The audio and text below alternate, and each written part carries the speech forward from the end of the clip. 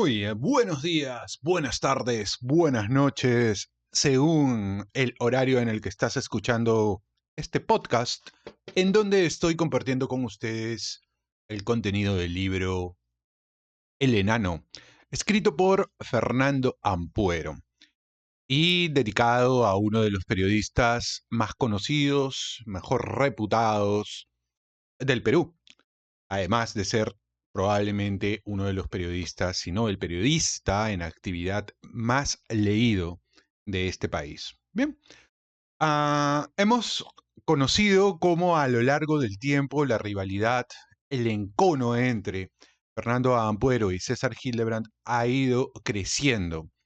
Tanto así que el primero le ha dedicado un libro al segundo, en donde narra las entretelas de la relación, de la dinámica que han tenido a través del tiempo y que ha variado de espacio desde el periodismo escrito hasta el periodismo televisivo y luego un poco también incluso en la literatura, en donde a Hildebrand no le ha ido tan bien.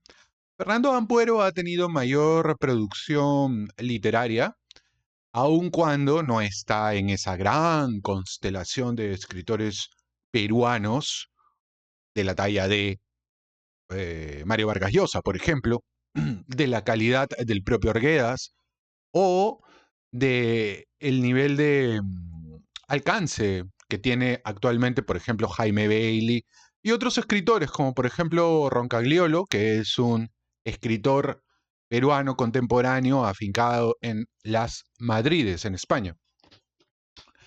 Sin embargo, dentro del círculo literario peruano y dentro del periodismo escrito, Fernando Ampuero sí es bastante conocido. Vale, entonces, otro elemento que también es importante que yo lo recalco, sobre todo para aquellas personas que están interesadas en la influencia de los medios de comunicación en la vida política, es precisamente el cómo la televisión ha apuntalado a ciertos gobiernos o ha sido víctima también de regímenes políticos que han buscado la manera de poderla controlar, de poderla manejar y sobre todo de manejar a quienes están allí ejerciendo el periodismo. Si bien es cierto, la televisión tiene muchos más años, en el Perú recién el periodismo televisivo empieza a tener una gran influencia a partir de los años 80. Precisamente este periodo es el que el autor trata de describir para que le dé al lector un mejor contexto de las cosas. Bien, nos encontramos a inicios del año 2000, a inicios del nuevo milenio, y en el Perú ha caído el gobierno de Fujimori Montesinos. Este cambio, esta transición, obviamente va a generar una serie de tensiones, no solamente en el espectro político, sino también en el espectro de las comunicaciones y del periodismo específicamente. Así que vamos a ver qué es lo que sucede, cómo va cambiando la dinámica entre H y Fernando Ampuero. La virulenta columna de Liberación sorprendió a alguna gente. ¿Qué sucede con H?, se preguntaban. ¿Qué le has hecho tú?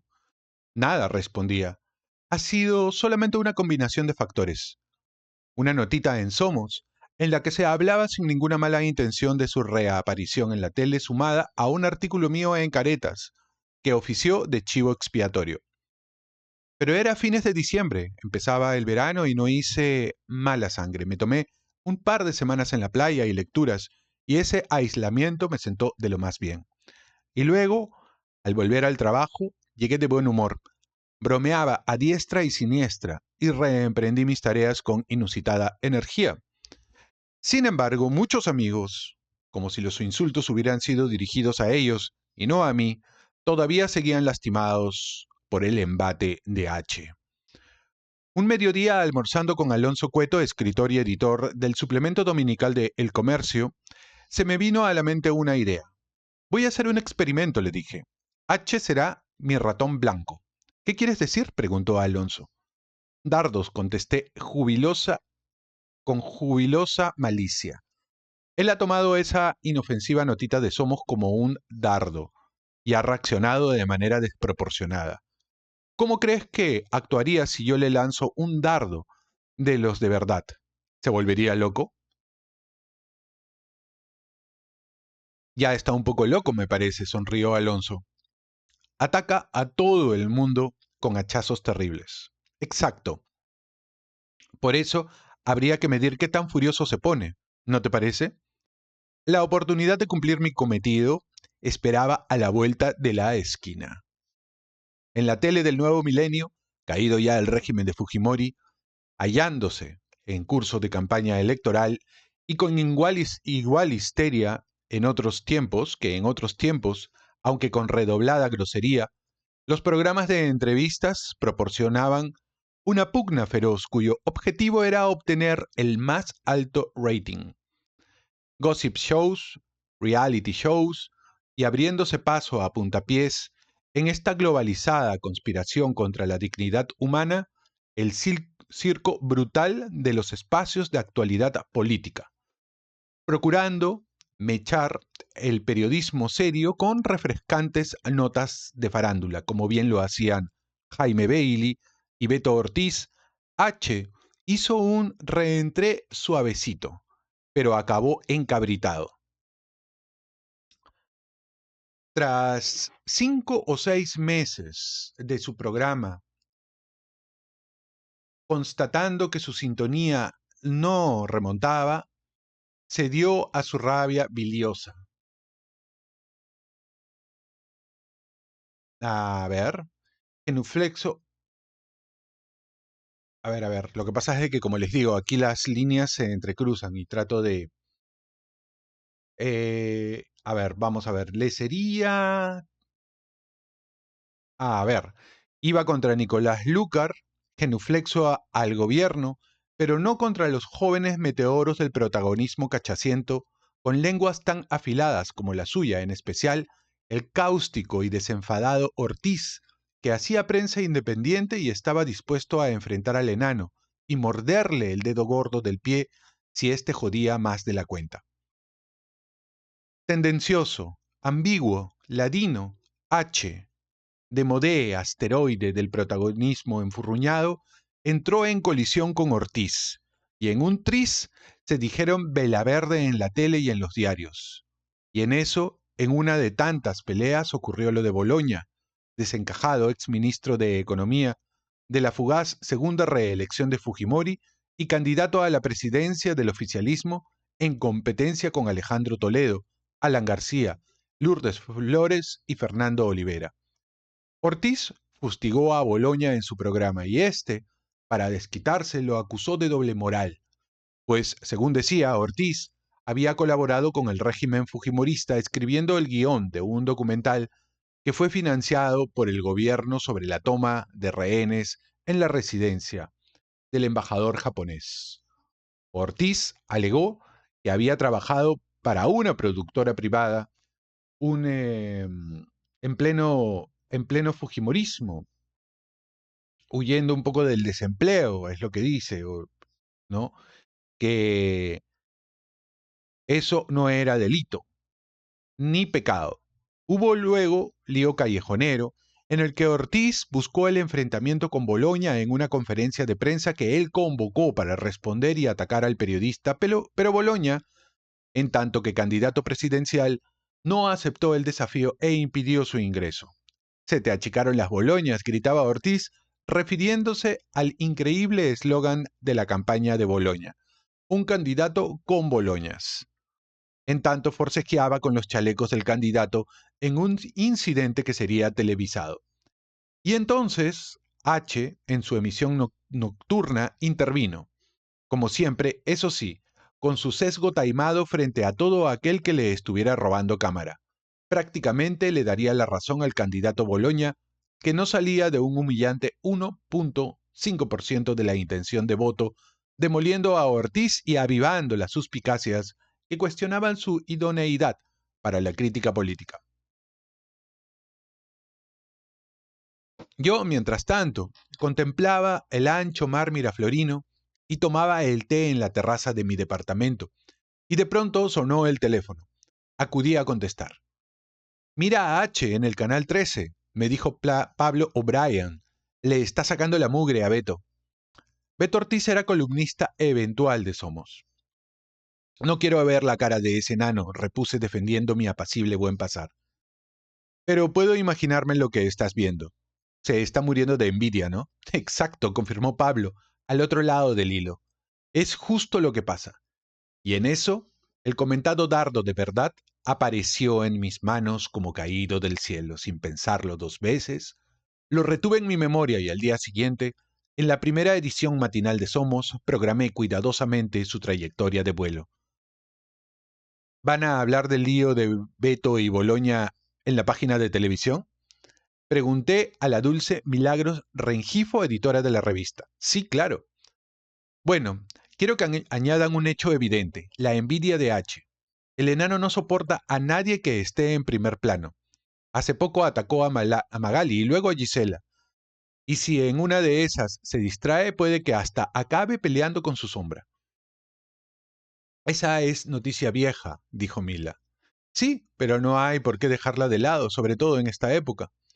La nota en cuestión fue breve, pero reseñó con puntillosa precisión el lío acontecido entre Ortiz y Boloña, rematando con el siguiente comentario. El incidente ha sido la comidilla de la semana, a tal punto que H, el eterno envidioso, aprovechó el lío y acabó tomando partido nada menos que a favor de quien debería ser el blanco de sus investigaciones, el desesperado candidato fujimorista. Descontadas sus diversas y aceradas aristas, lo aleatorio del comentario se concentraba en una frase: el eterno envidioso. H es llamado el eterno envidioso en la próxima edición de Somos. Le dije luego a Alonso Cueto. Esto sí será lo que se dice un auténtico dardo. ¿Le estás dedicando una nota? No, claro que no. La nota es sobre ese lío de Beto, que ha acaparado la atención de los diarios. A H lo mencionamos apenas en un párrafo. ¿Cómo crees que lo tome? Con una media sonrisa, preocupado, Alonso meneó la cabeza. Como una patada en la canilla, dijo. ¿Tú crees? Mi ilusión es que la patada le caiga un poquito más arriba. Obuses, granadas y misiles, tierra-aire y tierra-tierra, todo el arsenal de la megalomanía y la insidia de H se abatieron sobre mí en su siguiente y último programa televisivo.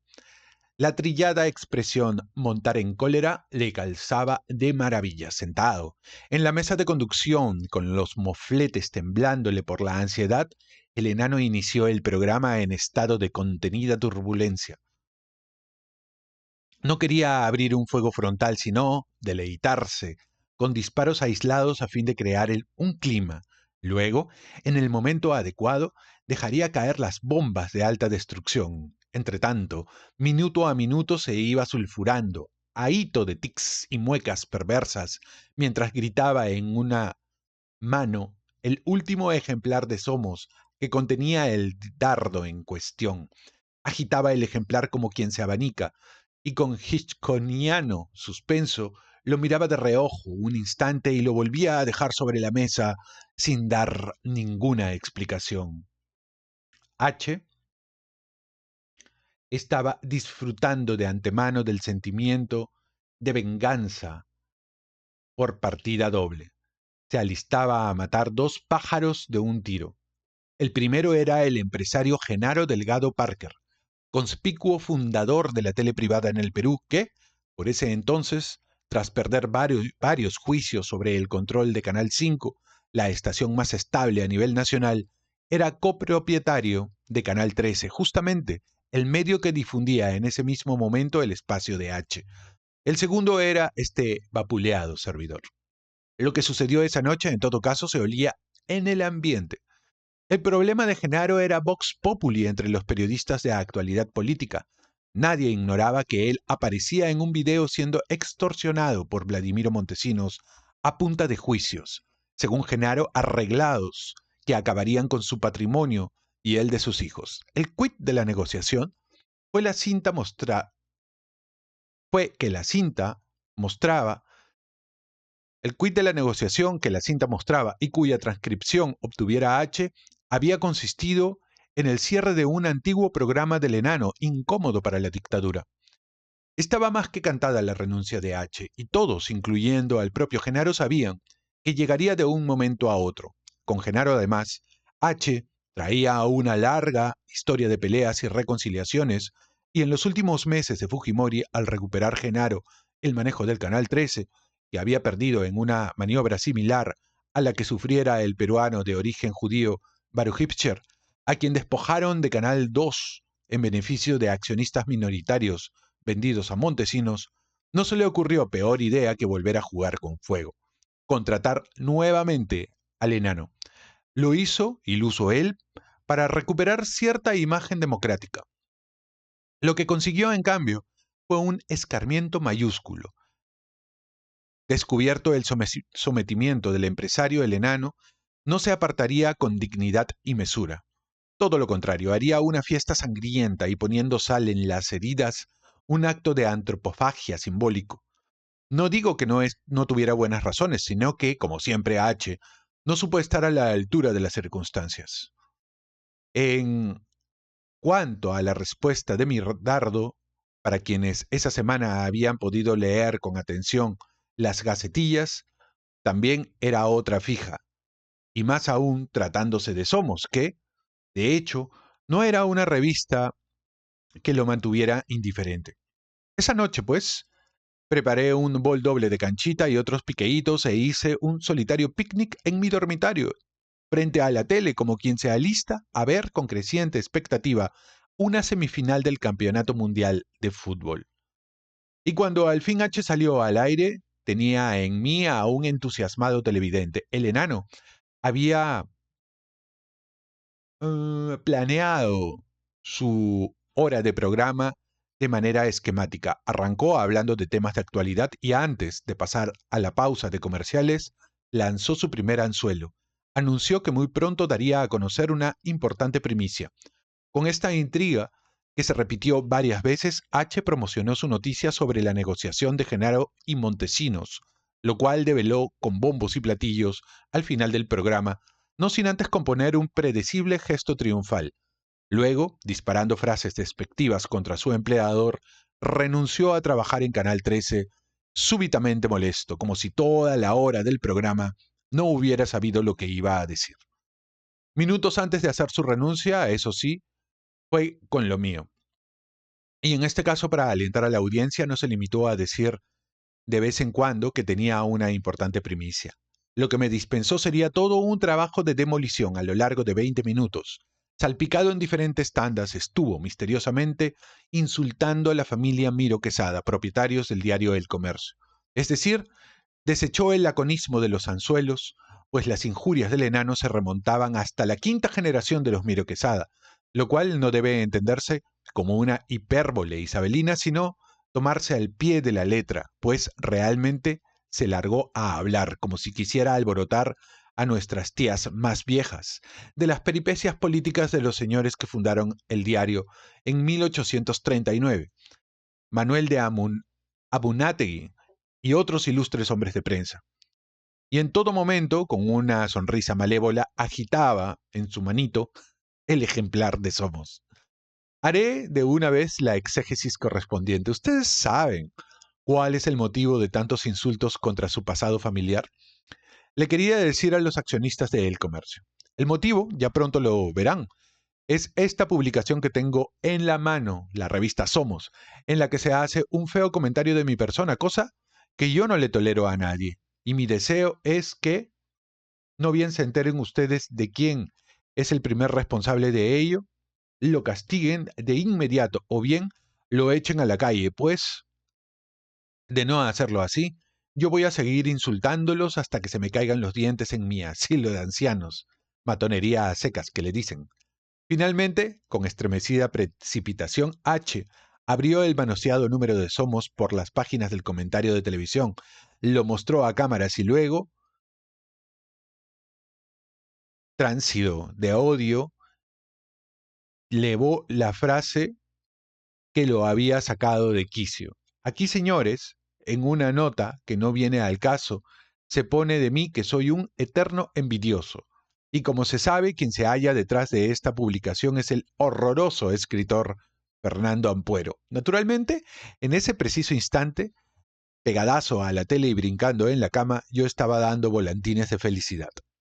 La vida tiene tramos duros, pero también otros que son maravillosos, y esta performance de H fue uno de los exquisitos momentos que responden a una benéfica conjunción astral.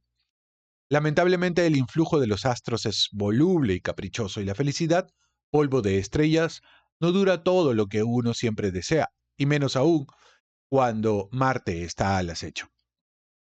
Algo estaba cambiando en mí, en mi cerebro, en mis tripas, en la densidad de mi sangre y hasta en mi nivel ético. Y así, al despertar una mañana tras un sueño intranquilo, me encontré en mi cama, convertido en un monstruoso insecto. Me hallaba echado sobre mi espalda con 40 centímetros menos en el cuerpo y con dos piernas ridículamente cortas, agitándose en el aire y con unas repulsivas manitas de duende, con las que incrédulo palpaba en mí mismo la estatura perdida. ¿Soñaba? ¿Era este Samsa de bolsillo una pesadilla igual a la de Gulliver? Claro que no. Esta vez no dormía. Tan solo recreaba una metáfora. Había experimentado una metamorfosis y repentinamente veía que mi naturaleza era idéntica a la de H. Un amigo del diario que encontré en la calle, Ricardo Uceda, hombre de buen apetito, pausado y reflexivo, me lo hizo notar. Ricardo es el jefe de la prestigiosa unidad de investigación de El Comercio. Te estás convirtiendo en lo que más aborreces, me dijo. ¿Qué quieres decir? Que estás actuando como H, sintiendo como H. Eso que hoy me has enviado por el correo electrónico está ahogado en adjetivos. ¿Y por qué los adjetivos son malos? Es una regla discutible. Los adjetivos influyen negativamente en el lector. Nadie duda, pero también hacen muy feliz al autor. Baja un poco el tono, Fernando, me dijo Ricardo. ¿Sabes a qué me refiero? Lo sabía. Le había hecho llegar el borrador de un texto de crítica sobre lo que había sido el programa de H, el cual pensaba publicar en Somos, en la página de comentarios de la tele. Me interesaba saber su opinión. Voy a revisarlo, le prometí. De la misma opinión era Pablo O'Brien, redactor de política de Somos, que me dirigía algo parecido. ¿Esto es en serio?, se sorprendió. Estás haciendo lo que siempre me dices que yo no debo hacer. Porque es lo que tú no debes hacer, bromeé. Pero yo soy el jefe, y conmigo me aplico otras normas. A este enano hay que darle una cueriza. ¿Te vas a rebajar a su nivel? A su nivel. Justo lo que dicen todos. Si uno le contesta, se pone a su nivel. Esta es la clave del éxito de H. Lo peor que le pueden decir a alguien que es agraviado por él es que no debe ponerse a su nivel. Y entonces el agraviado que decide actuar como un señor se inhibe, en tanto el enano queda con la cancha libre. Por eso la rata de H se siente un intocable. Se meterá con tu vida privada, te fabricará casos, intentó disuadirme Pablo. A nadie le gusta que lo insulten, pero con él yo ya estoy acostumbrado a eso. Por lo menos ajusta el texto y cámbiale ese título que le has puesto. Lo haré, ya lo tenía pensado. No voy a abundar sobre la primera versión de ese texto para no darles una idea.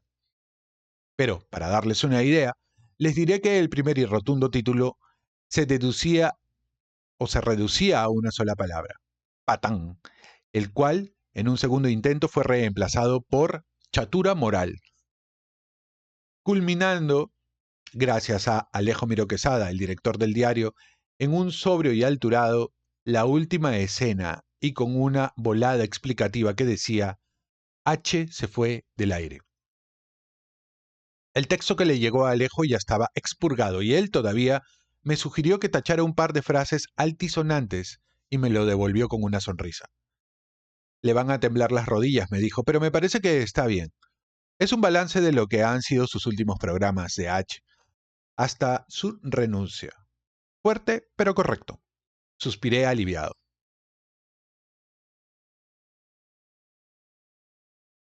La frase de metamorfosis que triste y dolorosamente me aquejaba había revertido y, con mi 1,90 m recuperado, mi raciocinio en aguas tranquilas, mi aguerrido sentido del humor a salvo, volvía a ser otra vez alguien de un tamaño profesional coherente con sus acciones. Atrás quedaban las dudas si es que en algún momento realmente las había tenido. Reproduzco a continuación el breve texto aparecido en la página de televisión de Somos el 24 de febrero del 2001, a fin de que juzguen ustedes por sí mismos. H se fue del aire, la última escena. H renunció a la televisión con el mismo airado histrionismo de otras ocasiones. Su motivo, el video de General Delgado Parker con Vladimiro Montesinos. Fue ciertamente justificado. El siniestro jefe del Servicio de Inteligencia Nacional y el dueño del canal en el que trabajaba habían negociado la cancelación del programa que él conducía hace aproximadamente 2 años. Pero este asunto tiene dos lados. Uno, el video, que es parte de la dramática crisis de valores que vive el país, y dos, el desempeño de H en los meses que duró su espacio televisivo, materia de esta sección. Y en eso último, el periodista, si bien tuvo un inicio moderado, acentuó los defectos que ya el público le conocía. Su desenfado se tornó vulgaridad y su diatriba se dio a la injuria procaz.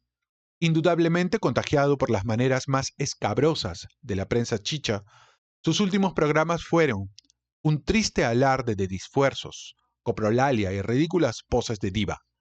Intentó sin éxito poner un pie en la farándula y otro en el periodismo serio. Insistió con su grandilocuencia insufrible en editorializarlo todo antes de cumplir con ofrecer información, y una vez más se creyó dueño absoluto de la verdad, la conciencia nacional.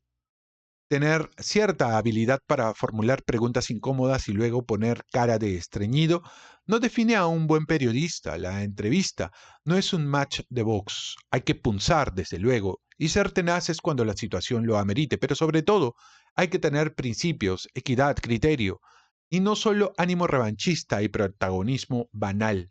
H tuvo sus buenas épocas, no cabe duda, aunque eso ya es el pasado.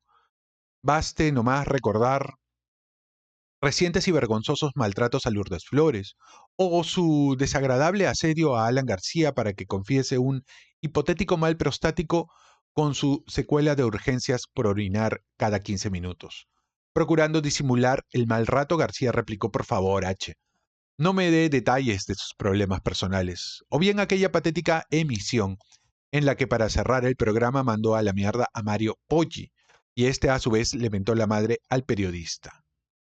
Fernando Ampuero. Algunos vecinos del distrito de San Borja, en cuyos predios operan las oficinas del diario Liberación, oyeron en la oscura noche un rugido de animal mitológico. Otros, menos fantasiosos, aunque con similar énfasis dramático, oyeron más bien una suerte de frenético golpeteo, como si en alguna parte un pianista demente estuviera aporreando las teclas de un piano sin cuerdas. H se alistaba a matar, a descuartizar, a masacrar.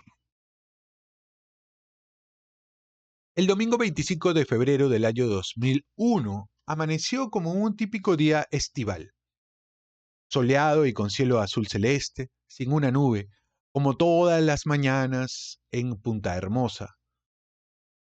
Salí temprano a contemplar el mar desde mi terraza, y al cabo me dirigí a pie al mercado del pueblo a comprar el pan y los diarios. Los tablistas matutinos ya estaban en el point frente a la isla, y algunos con destreza que admiraba como si fuera la primera vez, se encaramaban limpiamente sobre las olas. Compré El Comercio, La República y Liberación, y no los leí hasta terminar de disponer el desayuno sobre la mesa, con sombrilla en la terraza. Soledad, mi nueva y grácil compañera, había salido a correr, trotaba hasta la playa del Silencio y regresaba de inmediato. Luego se zambullía en el mar, que dista apenas unos metros de la casa. Aquella mañana, como ocurría a menudo, yo la acompañé en el chapuzón, y así, frescos y dichosos, comenzábamos con mucha ilusión la plácida jornada de descanso.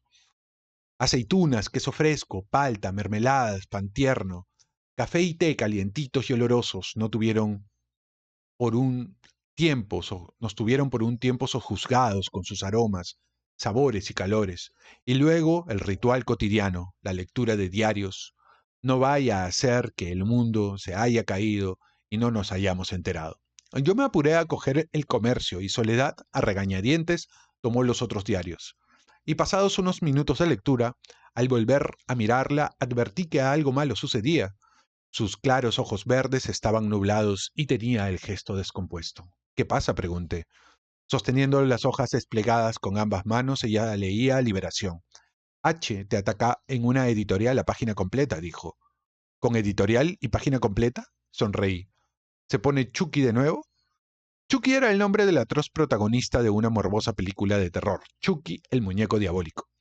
En el metalenguaje casero, y a manera de sustantivo, utilizábamos ese nombre para designar el violento descontrol de una crisis psicópata. Dice cosas horribles de ti, agregó, tal como dijiste que pasaría. Con la conducta de H me siento un clarividente. Y además te saca una foto. Una foto. Dejé el diario que leía en la mesa. ¿Qué foto? Ella me alargó Liberación. Y al instante la vi. Era una fotografía de 5 años atrás tomada en la puerta del Club de la Unión, y en la que, en mi condición de subdirector de caretas, recibía, junto a María Elena Cornejo, entonces editora de Culturales, la insólita visita del presidente Fujimori. La increíble leyenda de la foto resumía todo el modus operandi de H en las últimas 2 décadas. Fernando Ampuero le sonríe solícito a Alberto Fujimori. Fue en el aniversario 45 de Caretas. Eran más que modales. Era un por si acaso. Alguien entre todos aquellos que me conocen podrían concebir en mí una insinuación más rastrera. Si bien desde que dejé la tele yo había mantenido un perfil bajo en lo que a periodismo se refiere, ha sido evidentísima mi posición crítica contra Fujimori en Caretas durante el periodo 1990-1995, así como mi posterior posición en Somos en el periodo 1995 al 2000. Esta, pues, era otra de sus estúpidas mentiras y una de las más canallas. Como bien se sabe, Caretas hizo una apuesta en las elecciones de 1995 en la que ofreció su planta principal de redacción,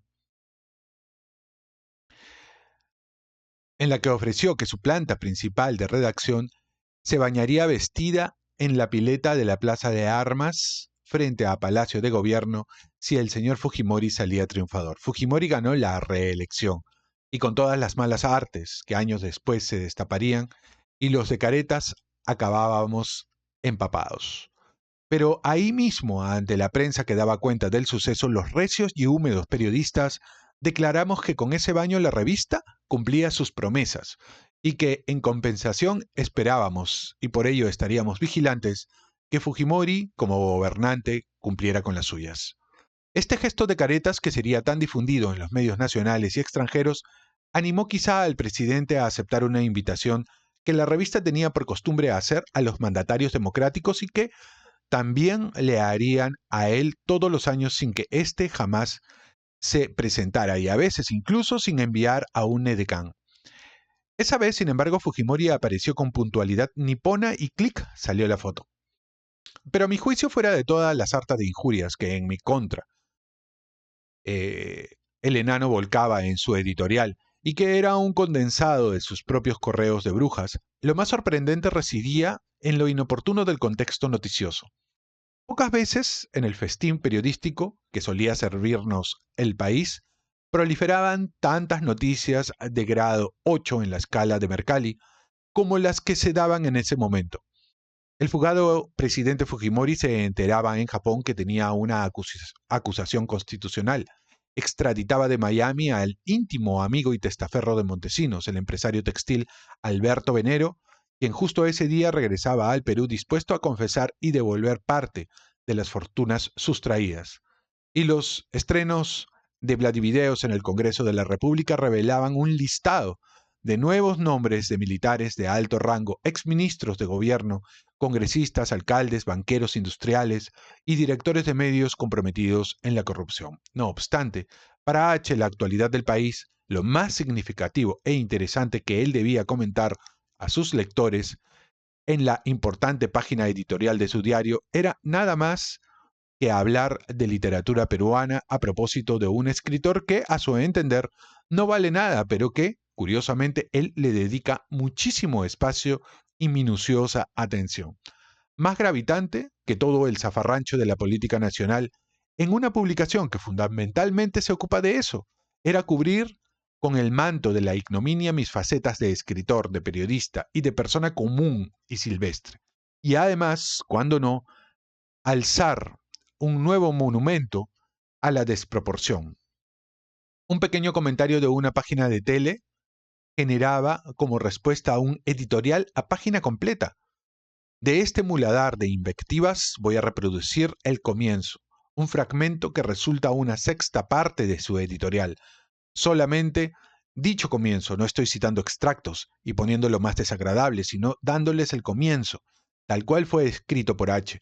Dará una idea del nivel de insultos, maldades y sórdidas calumnias acumuladas en cada párrafo de su texto. Muy bien, yo lo voy a dejar acá y en el siguiente capítulo vamos a seguir con la lectura del texto que le dedica H a Fernando Ampuero, producto de estas constantes desavenencias que se fueron profundizando en los últimos